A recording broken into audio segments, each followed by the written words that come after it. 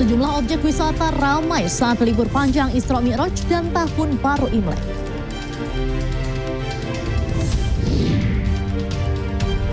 Satu dari 5 pekerja migran Indonesia tewas akibat ditembak di Malaysia.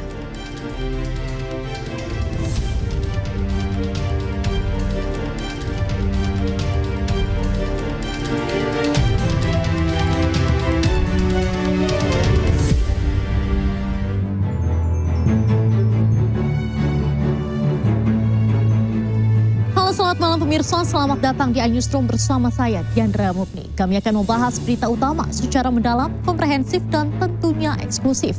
Sebagai pembuka iNewsroom kali ini, kami memiliki informasi ribuan wisatawan dari berbagai daerah memadati objek wisata Pantai Pangandaran, Jawa Barat. Kepadatan terjadi mulai dari pintu masuk hingga kawasan Pantai Barat Pangandaran.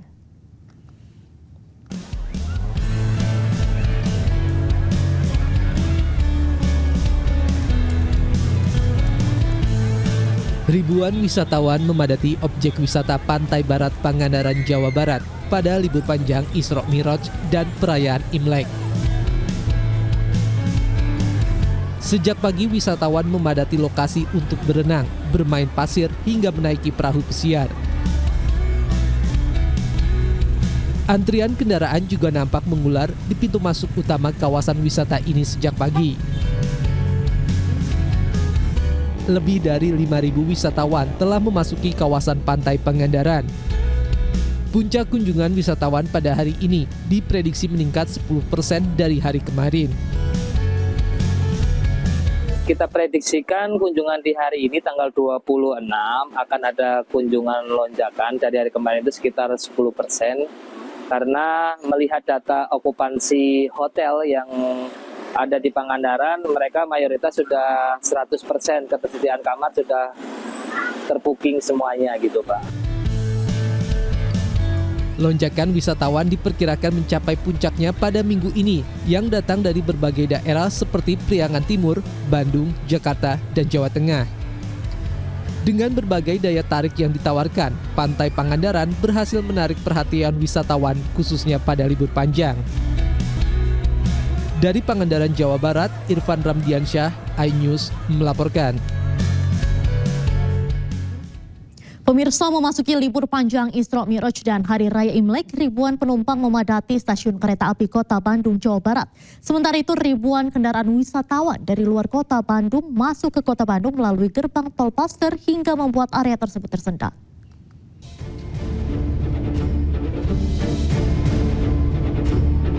Memasuki libur panjang Isra Mi'raj dan Hari Raya Imlek, ribuan penumpang memadati stasiun kereta api Kota Bandung, Jawa Barat. Tingginya minat warga dalam berlibur membuat sejumlah penumpang kesulitan mendapatkan tiket keberangkatan. Para penumpang ini akan melakukan perjalanan jarak jauh ke sejumlah wilayah di bagian timur seperti Yogyakarta, Solo, Malang, dan Surabaya. Diketahui selama libur panjang Isra Mi'raj dan Hari Raya Imlek, PT KAI Daob 2 Bandung sudah menjual tiket sebanyak 57.000 tiket mayoritas ke daerah Yogyakarta. Menurut salah satu penumpang, dirinya sempat mengalami kesulitan dalam mendapatkan tiket keberangkatan. Setelah dicari, dirinya pun mendapatkan tiket dari KA tambahan. Dari Cianjur mau ke Yogyakarta. Susah banget, ini juga dapat yang KA tambahan gitu. Soalnya kan banyak pasti. Sementara itu pada hari kedua libur panjang Isra Mi'raj dan Imlek, ribuan kendaraan wisatawan terus memadati area gerbang tol Paster, Kota Bandung. Selepas keluar dari tol Paster, kepadatan kendaraan terjadi hingga mengular 1 km. Selain di kawasan gerbang tol, jalan protokol seperti kawasan Jalan Junjunan, Pasir Kaliki, dan kawasan Cihamplas pun juga mengalami kepadatan. Kemacetan didominasi oleh kendaraan pribadi yang berasal dari luar Kota Bandung. Berdasarkan data dari Jasa Marga, hingga Minggu pagi sebanyak 6.521 kendaraan masuk ke Kota Bandung melalui gerbang tol Paster. Mayoritas kendaraan mengarah ke kawasan wisata di Kota Bandung dan kawasan Lembang, Kabupaten Bandung Barat. Dari Bandung, Jawa Barat, Ervan David, iNews melapor.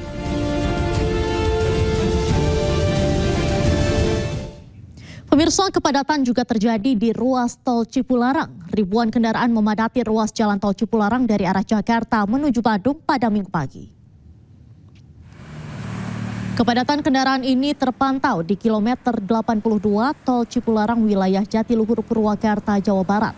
Ribuan kendaraan yang didominasi kendaraan pribadi bernomor polisi Jabodetabek terus melintas dari arah Jakarta menuju Bandung. Akibat membludaknya kendaraan, kepadatan pun tak bisa dihindari. Kepadatan ini seiring dengan momen libur akhir pekan, Isra Mi'raj dan Tahun Baru Imlek. Banyak dimanfaatkan oleh masyarakat dengan mudik ke kampung halaman dan berwisata ke sejumlah lokasi di wilayah Bandung dan sekitarnya. Sehingga volume kendaraan pun meningkat. Masih banyak truk besar memasuki jalur tol yang berjalan pelan membuat jalur bertambah padat. Diperkirakan peningkatan arus liburan ke arah Bandung ini masih akan terus terjadi mengingat libur masih panjang.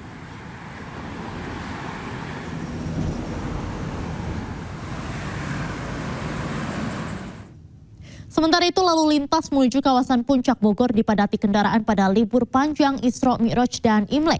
Jalan menuju Taman Safari di kawasan Puncak padat merayap. Untuk mengatasi kepadatan, pihak kepolisian telah menerapkan rekayasa lalu lintas one way atau satu arah ke arah Puncak sejak pukul 7 pagi tadi. Namun pada sore ini jalur satu arah diberlakukan untuk ke Jakarta, sementara yang menuju Puncak dialihkan melalui Ciawi. Seperti diketahui, berbagai objek wisata seperti Taman Safari menjadi tujuan utama pengunjung di masa libur panjang ini.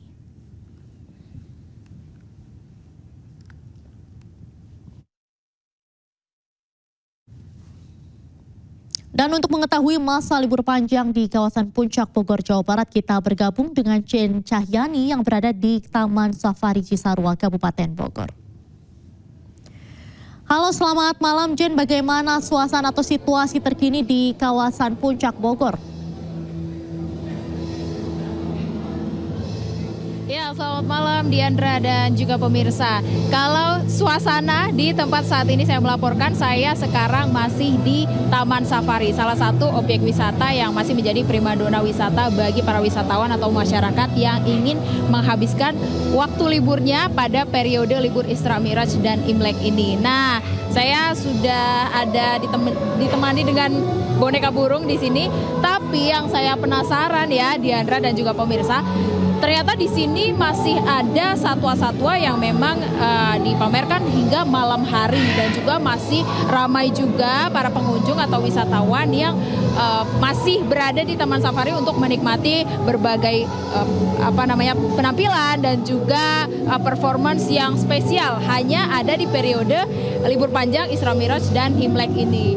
Nah, di sana ada burung nih Diandra dan juga pemirsa, saya penasaran ini burungnya sama kayak boneka yang ada di pundak saya ini. Coba ya kita berinteraksi. Halo Mas, Mas saya boleh interaksi sama burungnya. Ini burung apa sih Mas? Ini burung makau. Jenisnya burung makau. Ya, namanya siapa? Umur berapa? Nama burungnya? Ya. Nama burungnya ini Jopan. Umurnya 5 tahun Kak. Iya. Iya Jopan. Halo Jovan, boleh interaksi ya Mas ya, boleh pegang. Nah ini Diandra dan juga pemirsa. Halo, nah ini burung makau. Wah dia cukup romantis nih. Romantis juga ya dia. Jadi banyak wisatawan yang ingin berfoto dengan burung makau, salah satunya Jovan ini yang juga dia ditampilkan juga ada penampilan-penampilan menarik, penampilan spesial yang ditunjukkan atau ditampilkan bagi masyarakat atau wisatawan yang datang ke sini di periode libur Isra Mi'raj dan Imlek ini. Nah, oke, terima kasih banyak Mas. Dadah Jovan. Nah, Diandra dan pemirsa, tadi saya juga sudah coba untuk berinteraksi dengan tidak hanya burung saja, tapi ada satwa lain. Tadi saya melihat bisa ada binturong, kemudian ada ular, dan masing-masing satwa ini memang ada penjaganya atau di sini disebut dengan kiper. Jadi masyarakat atau pengunjung tidak perlu takut, tidak perlu khawatir, sudah ada aturannya, sudah ada guide-nya yang mengantarkan mereka untuk melihat dan juga berinteraksi dengan satwa-satwa. Nah, kalau dilihat di belakang saya ini memang di Taman Safari sendiri didesain agar bernuansa Imlek ya, karena spesial untuk libur panjang Imlek. Di sini ada banyak sekali penampilan-penampilan yang spesial cuman ada saat Imlek saja. Dan juga di Taman Safari ini kalau yang biasanya tutup di pukul 5 sore, namun di periode libur panjang kali ini tutup sampai jam 11 malam nih Diandra dan juga pemirsa, menarik sekali. Nah, di belakang saya ini banyak sekali penontonnya ya Diandra dan juga pemirsa. Mereka sudah standby, sudah duduk manis untuk nanti melihat apa sih penampilan-penampilan berikutnya yang akan ditampilkan di sini. Karena tadi banyak sekali penampilan yang ditampilkan di sini ya, mulai dari atraksi gajah, kemudian ada barongsai juga karena masih nuansa Imlek ya. Kemudian ada penampilan dari burung-burung juga dan pastinya itu keseruannya seru sekali ya di sini. Jadi ini masih menjadi objek wisata yang favorit dikunjungi oleh masyarakat atau pengunjung, tidak hanya dari Indonesia saja tapi dari mancanegara juga banyak. Sementara itu Diandra. Baik, terima kasih Jen Cahyani langsung dari Taman Safari. Selamat kembali bertugas.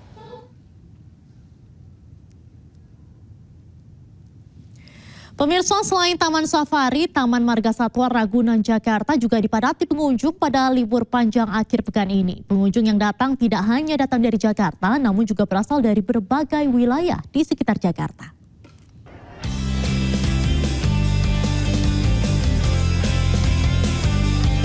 Libur panjang akhir pekan, Marga Satwa Ragunan Jakarta dipadati pengunjung. Pengunjung yang datang tidak hanya dari Jakarta, namun juga berasal dari berbagai wilayah di sekitar Jakarta. Pengunjung yang datang bersama keluarga ini ingin mengisi masa libur panjang Isra Mi'raj dan Imlek dengan memberikan edukasi kepada anak tentang satwa yang ada di Ragunan. Taman Ragunan ini sekaligus wisata edukasi karena selain banyak binatang yang langka juga banyak informasi-informasi tentang bagaimana menjaga lingkungan binatang-binatang. Iya, kita di sini kan anak kebetulan ada usia 2 tahun sama 6 tahun. Jadi yang 2 tahun kan baru pertama kali ngelihat gajah, jerapah. Nah ini 6 tahun masa-masa usia buat ngelihat satwa yang nggak biasa dilihat gitu. Berdasarkan data dari Taman Marga Satwa Ragunan, hingga siang sebanyak 22.300 lebih pengunjung datang ke kebun binatang ini. Diperkirakan 2 hari ke depan pengunjung juga akan memadati kebun binatang Ragunan mengingat masa libur panjang masih sampai hari Rabu 29 Januari mendatang. Dari Jakarta, Rian Rahman, iNews melaporkan. Pemirsa, stasiun Wush Padalarang di Kabupaten Bandung Barat, Jawa Barat ramai penumpang di momen libur panjang Isra Mi'raj dan Tahun Baru Imlek. Kebanyakan penumpang hendak menikmati libur panjang di wilayah Bandung Raya.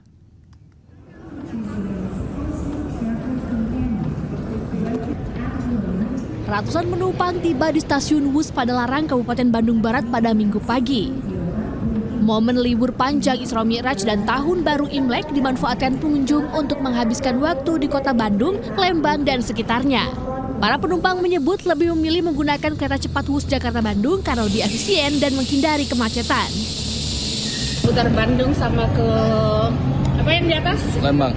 Lembang. Ya. Kenapa memilih Wush, Bu? Cepat.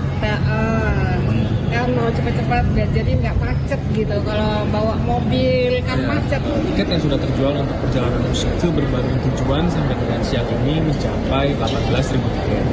Adapun untuk rute Halim ke arah Padalarang maupun Tegaluar itu sudah mencapai sekitar 12.000 tiket. Jumlah ini meningkat jika dibandingkan kemarin di hari Jumat, di mana penumpang dari arah Jakarta menuju Bandung itu sekitar 11.000.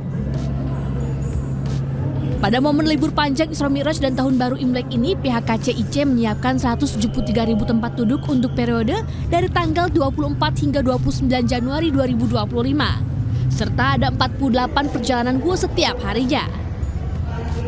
Dari Kabupaten Bandung Barat, Yono Wahyu, iNews melaporkan. Pemirsa, perbaikan rel kereta api di jalur stasiun Gubuk Karangjati, Desa Papanrejo, Grobogan pada Minggu ini belum dimulai. Akibat kejadian ini sejumlah perjalanan kereta dialihkan.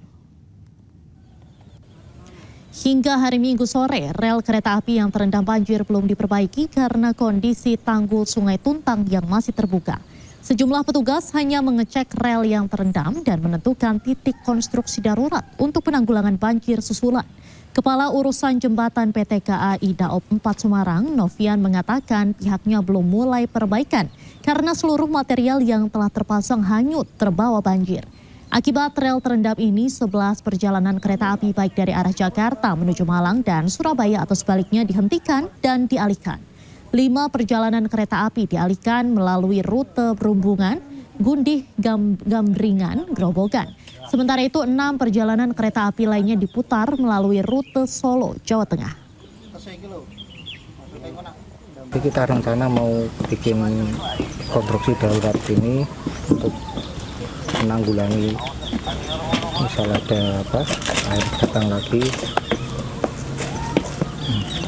dan untuk kedepannya ya kita nunggu perkembangan dari atasan. Berarti ini belum ada kita perbaikan? Belum, sementara belum ada instruksi untuk perbaikan sambil menunggu dari pihak BPWS itu sendiri nanti gimana kelanjutannya.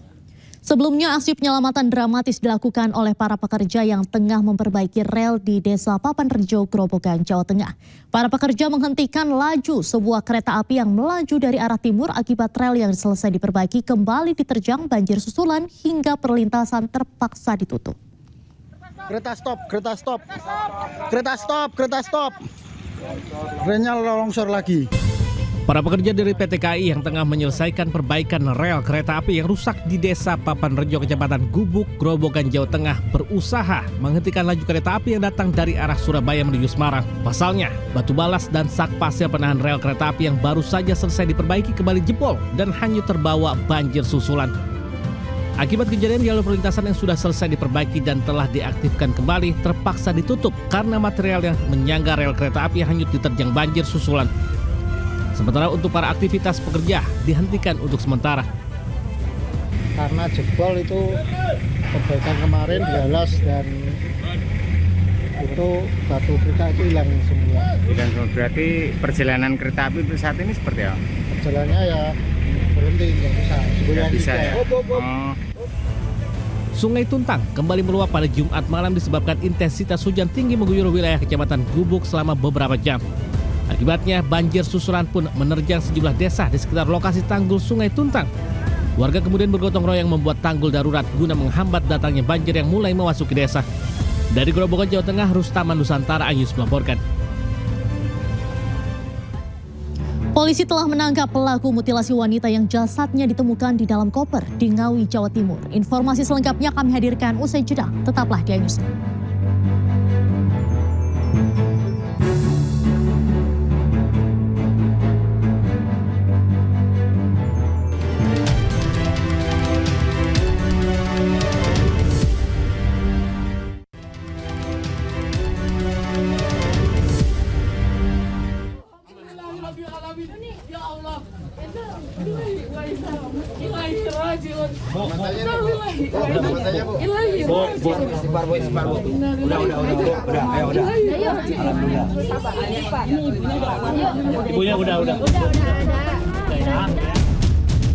Sebuah kontrakan 4 lantai di Kampung Babakan Pendek, Kelurahan Baranang Siang, Kota Bogor terbakar.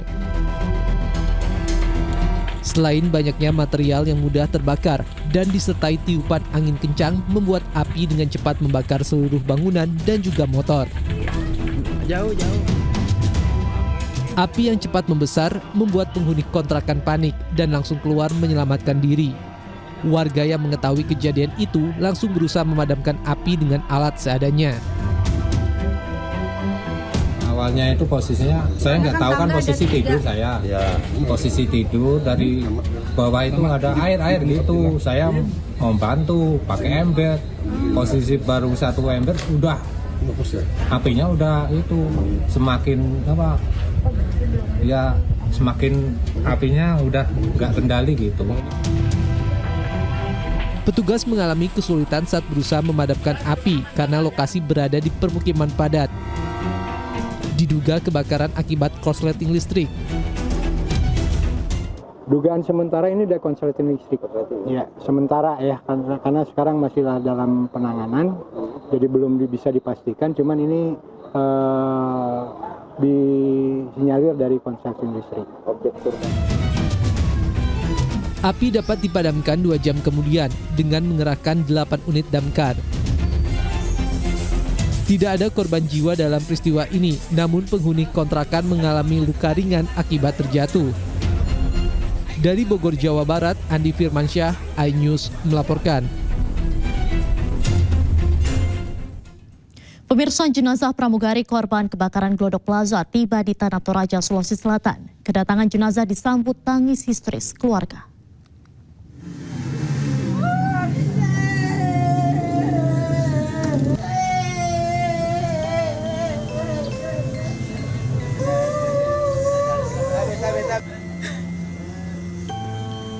Tangis keluarga pecah saat mobil ambulans tiba di Tongkonan Tondo, Kelurahan Tongko Serapung, Kecamatan Sanggala, Kabupaten Tanah Toraja.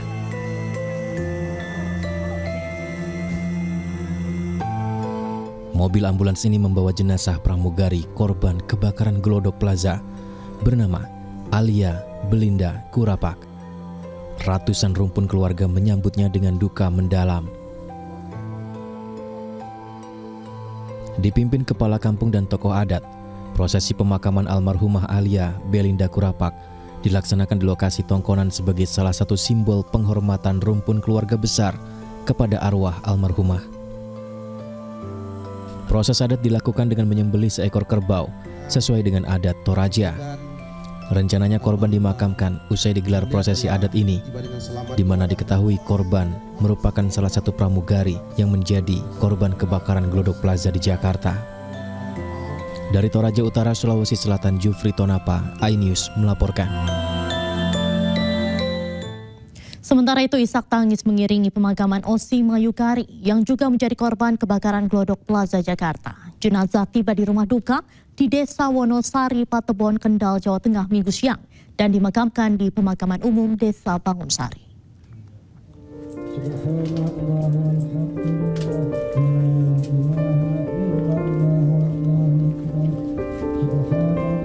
Jenazah Osi Mayukari, korban kebakaran Glodok Plaza, sudah tiba di rumah duka di Desa Wonosari, Patebon, Kendal, Jawa Tengah Minggu pagi. Jenazah kemudian langsung dimakamkan pada Minggu siang. Sejumlah keluarga dan rekan korban sesama pramugari tak kuasa menahan tangis saat mengantar jenazah ke pemakaman. Menurut Ima Susanti, ibu korban, Osi Mayukari selama ini dikenal memiliki kepribadian yang baik dan berprestasi, sehingga banyak teman dan keluarga merasa kehilangan dengan kepergian anaknya. Meski demikian, keluarga mengaku pasrah dan ikhlas. Dirinya berharap seluruh korban yang belum teridentifikasi segera menemui titik terang dan dapat segera dimakamkan. Ya, tapi biasanya itu kalau dia mau terbang atau landing itu biasanya minta izin sama saya, Bu, Ima terbang, Bu, Ima landing. Tapi pergi di Glodok ini dia tidak ngomong sama saya. Tanggal 16 itu sekitar tanggal jam 7 apa-apa itu saya WA dia, saya bilang Mbak, malam, saya bilang Mbak, gitu kan, Mbak, gitu sudah centang 1, gitu udah centang 1, saya telepon pun centang 1, tapi hari itu memang aku kangen gitu. Sebelumnya Ibu Osima mengaku sudah mendapatkan firasat saat sehari usai Glodok Plaza terbakar. Ia mencoba menghubungi dan mengirim pesan kepada Osima, namun tak ada balasan. Dari Kendal, Jawa Tengah, Edi Prayitno, iNews melaporkan. Kita beralih ke informasi lain, pemirsa. Polisi telah menangkap pelaku mutilasi wanita yang jasadnya ditemukan di dalam koper di Ngawi, Jawa Timur. Polisi juga telah menemukan kepala dan kaki korban di Kutanjati, Ponorogo.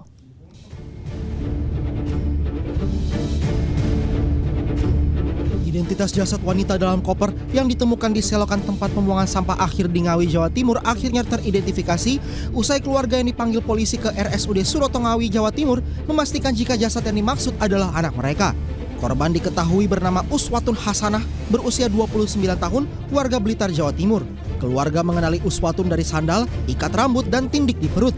Korban merupakan sales kosmetik yang pamit untuk bekerja ke Tulungagung. Apa Mbak yang membuat keluarga itu yakin bahwa ini adalah keluarganya itu? Sepatu sama gelangnya. Terus? Tindik. Tindik juga. Itu memang keluar dari rumah itu sejak kapan Mbak? Jumat. Jumat. Itu pamit ke keluarga kemana? Pamit ke keluarga itu kemana? Kerja mas, soalnya kerjanya kan di Tulungagung. Setelah diotopsi, Polres Ngawi kemudian menyerahkan jenazah Uswatun ke keluarga untuk dibawa pulang ke Blitar. Sementara itu, suasana duka menyelimuti rumah duka Uswatun Hasanah di Desa Sidodadi, Kecamatan Garum, Blitar, Jawa Timur.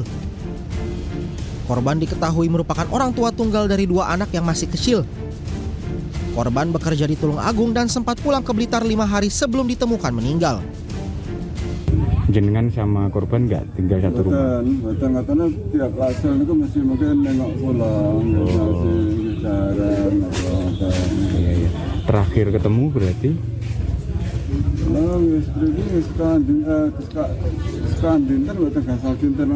Itu terakhir gitu? Pas pulang ke Slorok? Sebelumnya warga desa Dadapan, Kecamatan Kendal, Kota Ngawi, Jawa Timur digegerkan dengan penemuan jasad wanita di dalam sebuah koper. Koper itu sebelumnya terbungkus karung yang menyerupai paket ekspedisi dan ditemukan di selokan tempat pembuangan sampah akhir. Tim identifikasi Satreskrim Polres Ngawi yang datang ke lokasi langsung membuka koper dan mendapati jasad wanita dalam posisi meringkuk. Tim Liputan iNews melaporkan.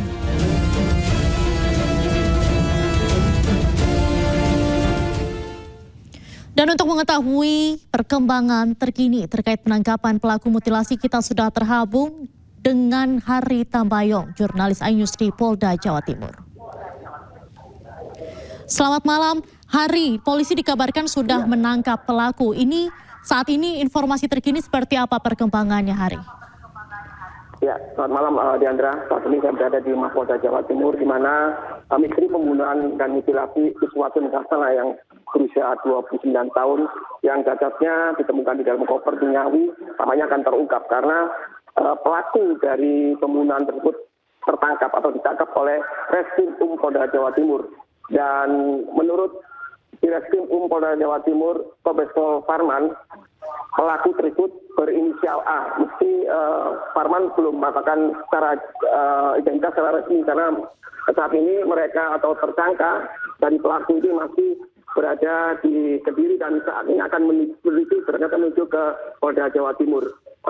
Diandra, sementara polisi yang mengatakan bahwa ini berinisial A, ini tampaknya orang dekat dari korban. Itu yang dikatakan oleh Kombes Pol Farman saat kami informasi bahwa dan saat ini pelaku juga masih akan dibawa ke Polda Jawa Timur sekitar pukul 11 atau pukul 12 akan tiba di Mapolda, begitu Diandra. Baik, sementara itu Hari, terkait dengan motif pelaku, apakah hingga saat ini sudah diungkap oleh pihak kepolisian? Ya, sementara untuk motifnya saat ini polisi belum bisa memberikan keterangan karena rencananya besok pada hari Senin besok akan dilakukan rilis untuk pengungkapan kasus pembunuhan mutilasi korban dari Uswatun Hasanah ini, Diandra. Pelaku saat ini nanti akan ditahan di mana dan bagaimana dengan perkembangan pemeriksaan? Sudah ada berapa saksi yang sudah diperiksa? Ya, sementara beberapa saksi diperiksa oleh pihak kepolisian, tim dari Jatan Trust yang tadi sore juga melakukan olah TKP di sebuah hotel di Kediri dan mereka sudah melakukan oleh TKP dan tersangka atau pelaku ini akan malam ini akan dibawa ke Mapolda Jawa Timur di unit Reskrim Polda, begitu Diandra. Baik, terima kasih Hari Tambayong langsung dari Mapolda Jatim, selamat kembali bertugas. Pemirsa, kita beralih ke informasi lainnya. 2 jenazah korban longsor di Pekalongan, Jawa Tengah kembali ditemukan dan dievakuasi pada Sabtu pagi. Total korban tewas menjadi 25 orang dan 1 korban lainnya masih dalam pencarian. Depan bang, obeng oren. Depan dulu, depan. Kanan. Tim gabungan kembali menemukan dan mengevakuasi 2 jenazah korban longsor di Petung Kriono, Kabupaten Pekalongan, Jawa Tengah. Mobil PMI, ambulan. 2 jenazah ditemukan di lokasi longsor bekas Cafe Alo, yaitu M. Nasrullah Amin dan 3 Rahaprianto. Dengan demikian, hingga Sabtu, total korban tewas berjumlah 25 orang dan 1 lainnya atas nama Teguh, 40 tahun, masih dalam pencarian. Pencarian dilakukan hingga Senin pekan depan dengan menyisir Sungai Welo.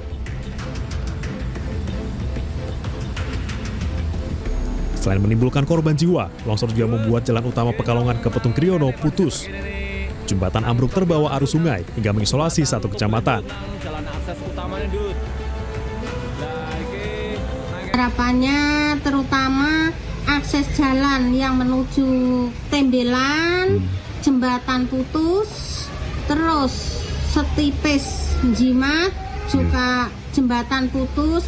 Kalau bisa secepatnya kami sangat mohon bantuan dari pemerintah maupun dari relawan-relawan, juga lampu.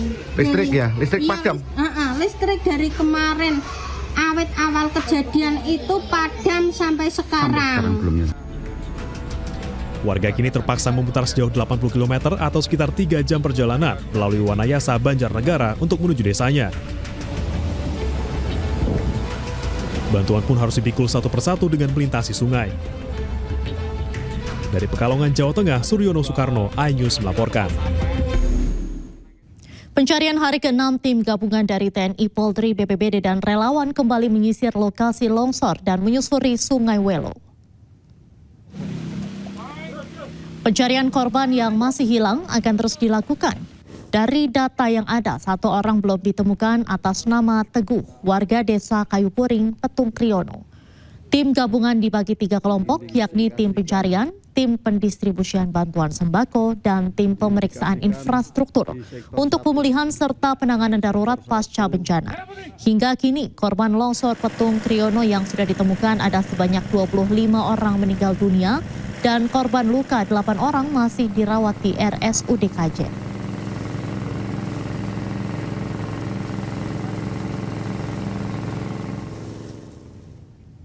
Sementara itu, tim gabungan TNI, Polri, dan relawan membuka jalur desa yang terisolir akibat banjir dan longsor di Kabupaten Pekalongan, Jawa Tengah. Tim gabungan membangun jembatan sementara untuk menghubungkan jalan antara desa yang terisolir.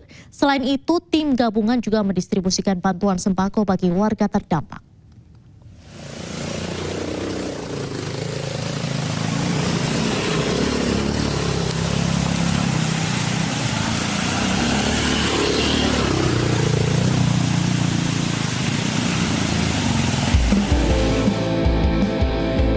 Bencana longsor di Petung Kriono, Kabupaten Pekalongan, Jawa Tengah membuat puluhan desa terisolir.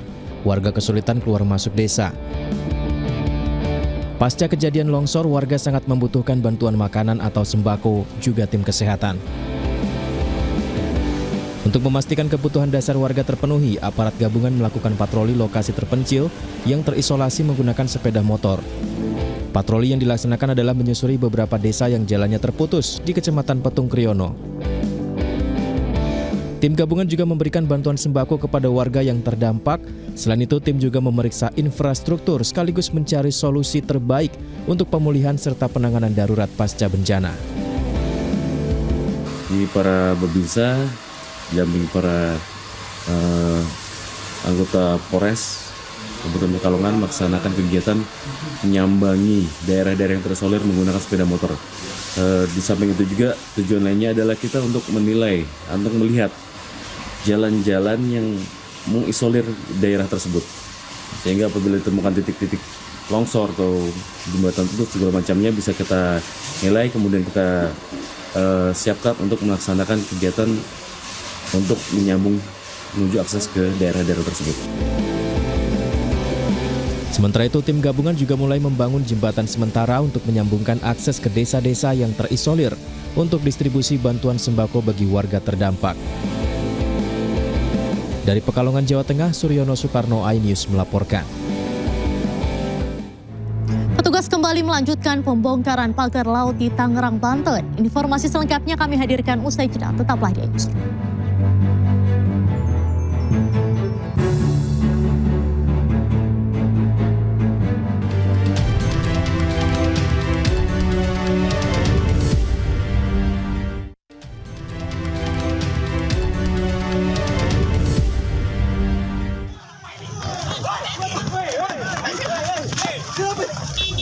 Masa pengunjuk rasa terus mengejar warga yang mengaku mobilnya rusak karena aksi demonstrasi. Massa mencoba memukuli warga yang tiba-tiba datang dan menuding kerusakan mobil karena pengunjuk rasa. Aparat gabungan TNI dan Polri membubarkan massa mengantisipasi kericuhan meluas. Satu persatu massa diamankan petugas tak berseragam. Warga meminta pengunjuk rasa bertanggung jawab dan mengganti kerusakan kendaraan. Tak sedikit pengunjuk rasa yang terluka akibat terkena lemparan batu warga.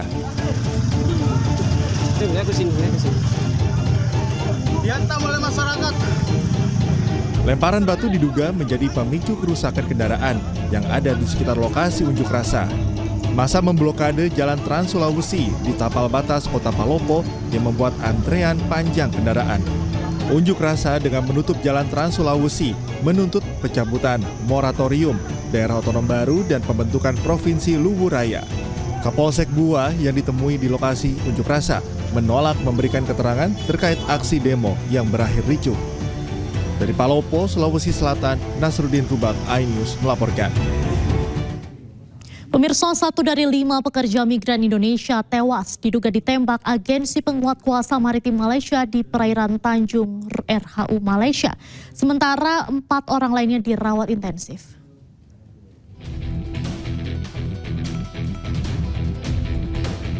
Peristiwa penembakan ini terjadi pada Jumat 24 Januari 2025 sekitar pukul 3 waktu setempat.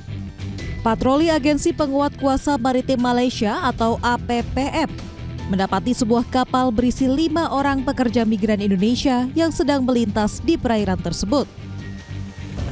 Akibat kejadian ini, 1 WNI meninggal dunia sementara 4 lainnya alami luka-luka dan dirawat di rumah sakit di wilayah Selangor, Malaysia. Kementerian Pelindungan Pekerja Migran Indonesia atau P2MI mengecam aksi brutal ini dan mendesak pemerintah Malaysia untuk segera melakukan investigasi menyeluruh atas insiden yang terjadi.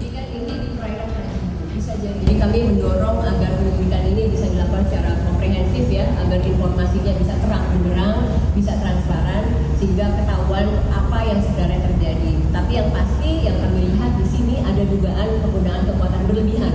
Karena sebetulnya kalau bicara soal pekerja migran ini kan bisa hanya ditangkap aja atau gimana, tidak perlu sampai penggunaan sampai ditembak seperti itu ya, sampai apalagi ada yang meninggal. Kementerian P2MI telah berkoordinasi dengan Kementerian Luar Negeri Republik Indonesia dan Kedutaan Besar Republik Indonesia atau KBRI Kuala Lumpur untuk memastikan akses kekonsuleran bagi para korban. Selain itu, pemerintah juga tengah menelusuri asal daerah para pekerja migran Indonesia guna memberikan pendampingan kepada keluarga korban. Tim Liputan iNews melaporkan.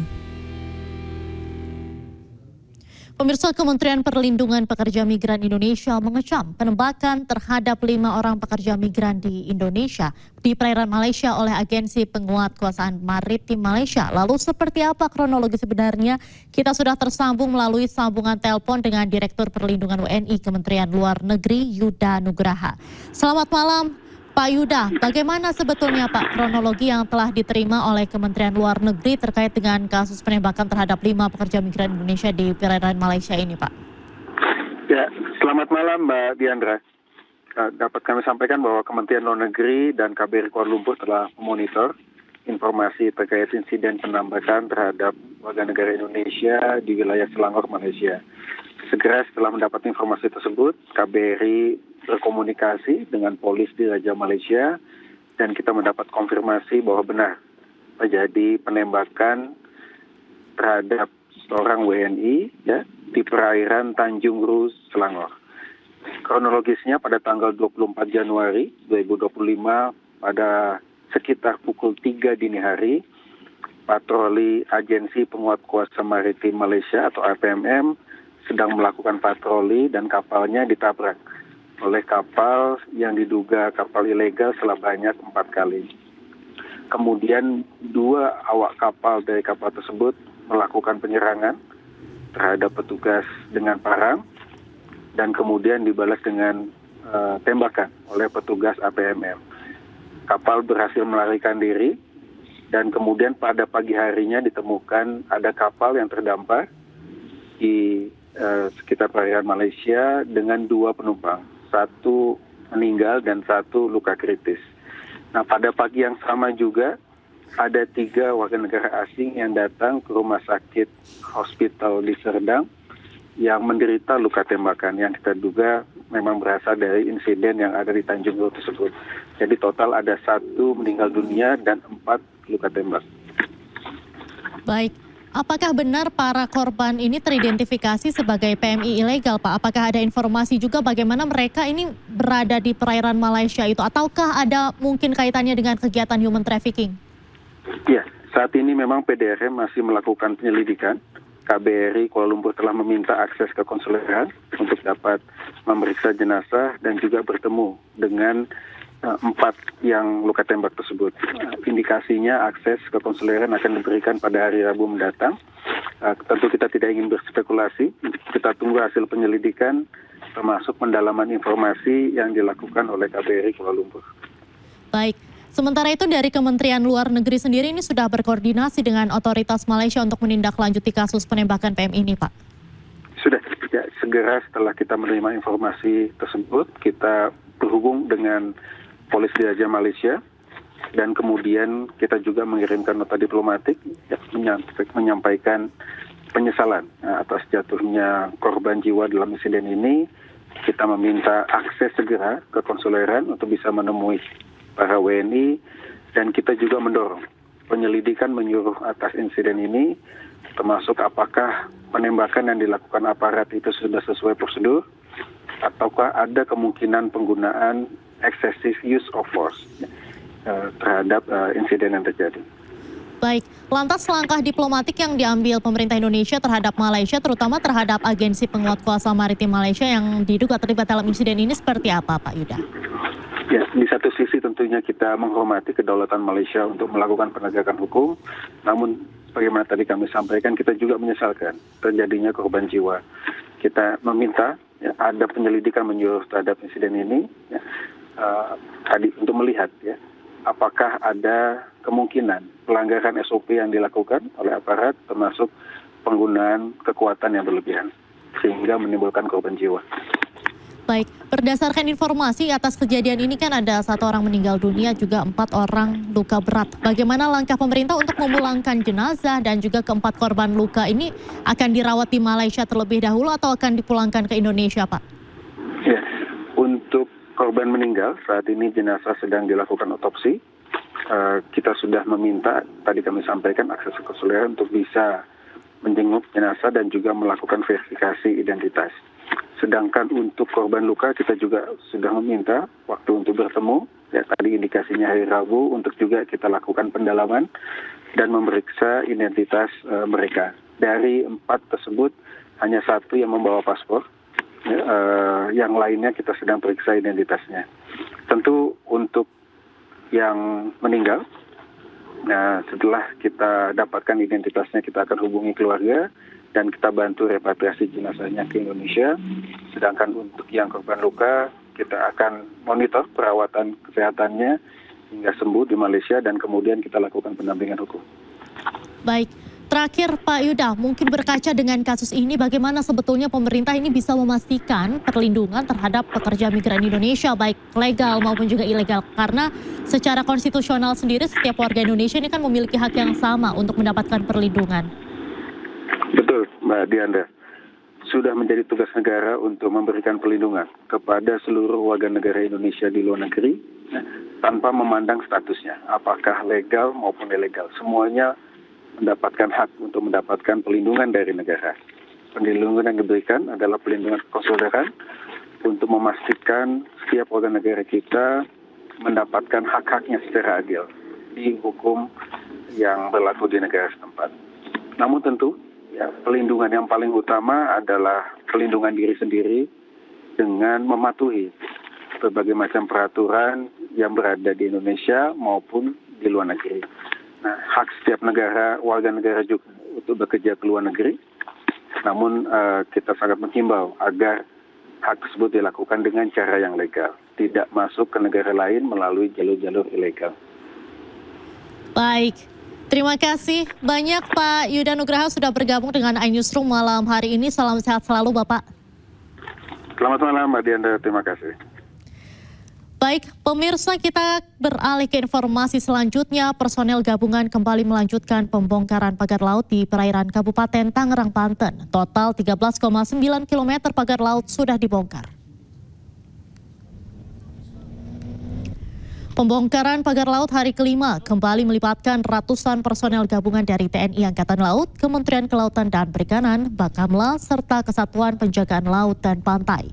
Sekitar 5 km pagar laut berhasil dicabut hari ini. Sehingga total 13,9 km pagar laut sudah dibongkar. Diharapkan pembongkaran pagar laut sepanjang 30,16 km ini bisa selesai dalam waktu 1 pekan.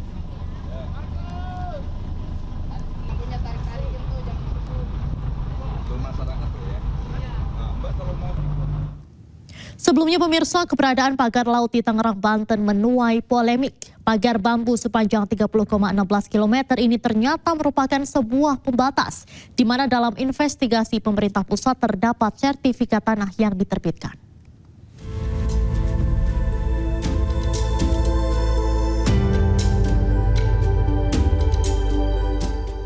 Pagar laut bambu yang membentang sepanjang 30,16 km ini sebelumnya sudah dilaporkan sejak bulan Agustus 2024 silam. Namun membutuhkan waktu 5 bulan untuk pemerintah menyegelnya. Hal itu pun setelah tersebar luas video dan foto-foto di media sosial hingga viral. Pagar laut ini melintasi 16 desa. Alhasil, sebanyak hampir 4.000 nelayan terdampak karena keberadaan pagar laut ini. Jika sebelumnya nelayan hanya membutuhkan bahan bakar minyak berupa solar 5 liter untuk melaut, kini dengan adanya pagar laut mereka harus memutar lebih jauh sehingga membutuhkan 10 liter solar untuk mencari ikan. Miris, ikan pun makin sulit ditangkap di perairan dangkal karena pagar bambu di laut. Sejumlah kendaraan rusak akibat kecelakaan beruntun di ruas tol Boyolali arah ke Solo, Jawa Tengah. Informasi selengkapnya kami hadirkan usai jeda. Tetaplah di iNews.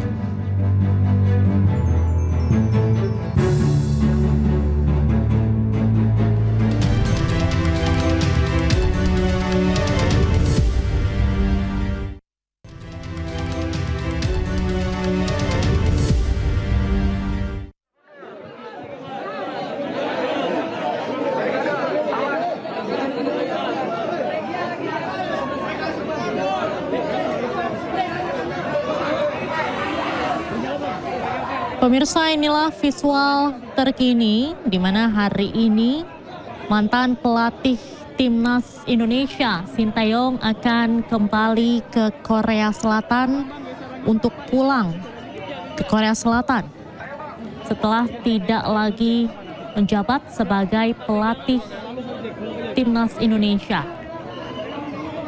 Ini merupakan visual terkini di Bandara Internasional Soekarno-Hatta, tepatnya di Terminal 3.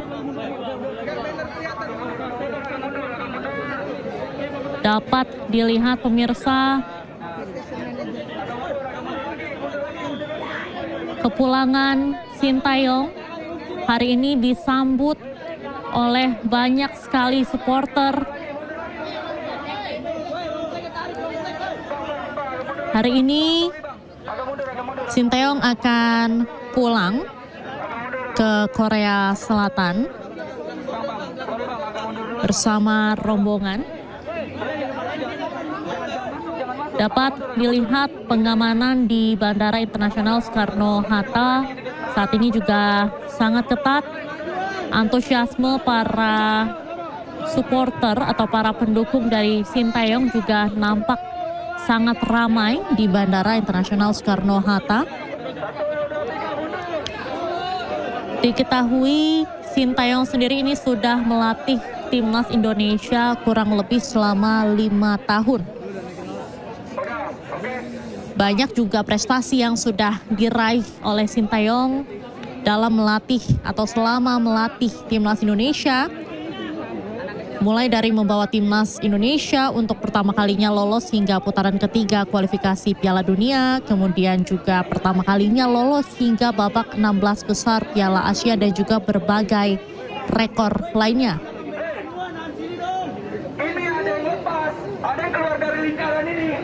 Dan pemirsa, inilah Situasi terkini di Bandara Internasional Soekarno-Hatta menjelang kepulangan dari Sinteyong menuju ke Korea Selatan setelah tidak lagi menjabat sebagai pelatih Timnas Indonesia.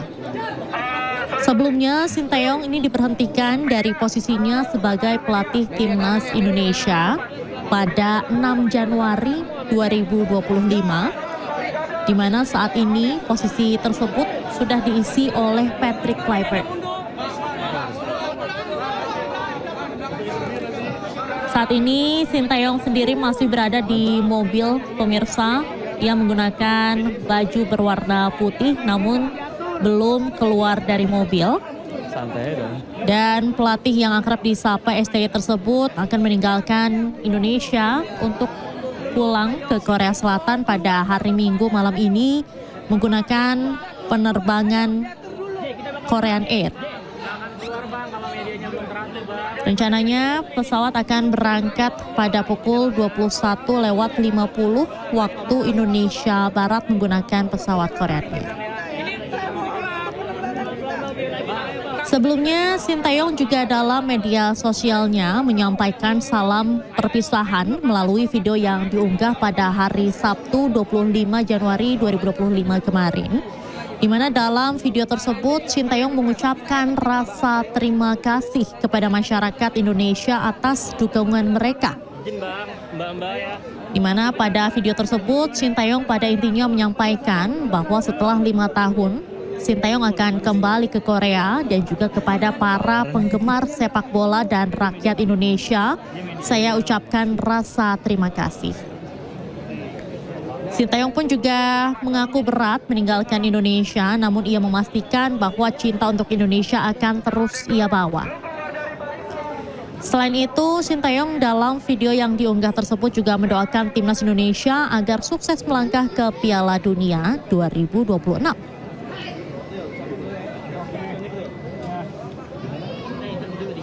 Diketahui pemirsa, Sinteyong dijadwalkan terbang dari Bandara Soekarno-Hatta pukul 21.50 waktu Indonesia Barat malam hari ini dengan menggunakan Korean Air. Jadwal penerbangan nanti kalau lama teman-teman di lapangan delay itu berdampak sama semuanya. Oke, kooperatif semua baik dari apa?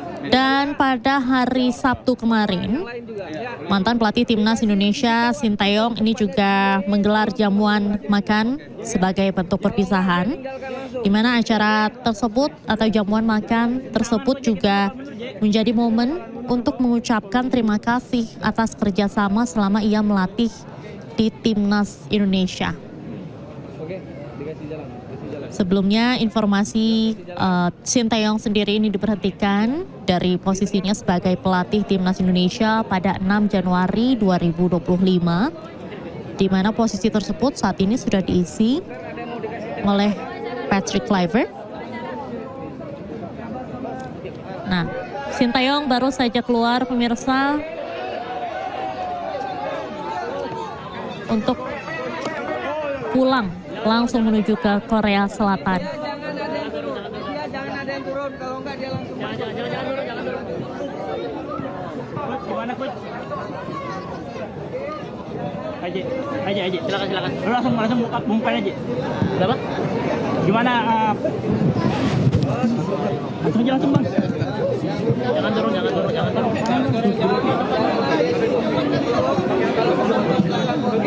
Ya, langsung buka aja, Ji. Silakan, terima kasih Sinteyong ke supporter gimana? 서포터 저에게 말씀 부탁드립니다. supporter는 너무 감사하고 이렇게 가는 길에 너무나 이렇게 배웅을 해줘서 너무 감사하다. 진심으로 감사하다. Jadi sungguh terima kasih di perjalanan pulang ini di antar seperti ini, Coach Yen merasa terharu dan sangat terima kasih. Sungguh. Ada pesan untuk timnas Indonesia, J? 대표팀에게 좀 한 말씀. 사실 뭐 어떻게 보면 지금 있는 대표 선수들은 다 내 자식 같은 친구 선수들이기 때문에 감독이 바뀌었다 해서 실망하지 말고 우리 선수들이 새로운 감독하고 잘 케미를 맞춰서 꼭 2026년 월드컵을 티켓 땄으면 좋겠다. 꼭 그것은 당부하고 싶다. Jujur ya, bagaimanapun ya pemain-pemain timnas ya dianggap seperti anaknya Kosin. Walaupun ganti pelatih, para pemain jangan merasa kecewa. Para pemain harus berusaha agar bisa membangun chemistry yang baik dengan pelatih yang baru. Jadi Kosim berdoa agar timnas Indonesia bisa mendapatkan tiket lolos ke Piala Dunia 2026. Rencana di Korea ngapain pertama kali? 한국에 가시는 계획은 뭐 어떻게 되시는지? 뭐 지금은 뭐 아무 특별한 계획은 없고 단지 설 명절이고 좀 피로감이 있기 때문에 휴식을 취하면서 차분하게 이제 준비할 거 뭐 또 준비하면서 쉬기 위해서 돌아가는 것. Jujur ya tidak ada apa-apa, tetapi memang ada hari raya besar di Korea juga, dan memang ada kecapean juga, jadi ingin istirahat aja, mau fokus ke situ. Coach, sudah ada tawaran dari negara lain belum? 다른 나라에서 혹시 뭐 제안 받으신 거 있으신지? 뭐 있기는 했어도 당분간은 조금 휴식을 취하고 싶다. Pernah ada tawaran, tetapi Kosin jujur ingin istirahat dulu. Rencana foundation di Jakarta gimana, Ji? 파운데이션 계획은 어떻게 되시는지? 뭐 큰 꿈을 갖고 시작했기 때문에 파운데이션하고 아카데미는 자카르타에서 꼭 잘 성공해서 어린 선수들이나 우리 인도네시아 축구 선수들한테 보탬이 되고자 하는 게 내 꿈이다. Memang memulai foundation dan akademi itu ya dengan mimpi besar. Jadi ya Kosin berharap ya kedua ini ya bisa sukses di Jakarta agar pembinaan usia ini ya semakin baik dan semakin sukses. Rencana balik lagi ke Jakarta kapan, Ji? 언제 또 자카르타 돌아오실 계획이신지? 지금 현재로서는 뭐 정확한 계획은 없다. Belum ada ambil tanggal kapan balik ke Jakarta. Ji, ada tawaran dari Biotek, jadi Biotek. 학교에서 감독님 뭐그 기술위원장 뭐 얘기가 나왔는데 무슨 얘기? 기술위원장 제안이 있어서 그런 얘기 전혀 해본 적이 없다. tidak ada sama sekali terima tawaran seperti itu. Ada pernyataan mau disampaikan saya untuk federasi apa? 협회에게 동시에 할 말씀 해주실 수 있을까요? 뭐 에릭 회장을 비롯해서 있는 동안 에릭 회장, PSI 다 고맙게 생각하고 너무 감사하다. Terima kasih banyak kepada PSSI dan Bapak Erick Thohir. Sangat-sangat berterima kasih selama ada di PSSI. Oke. Thank you. Video.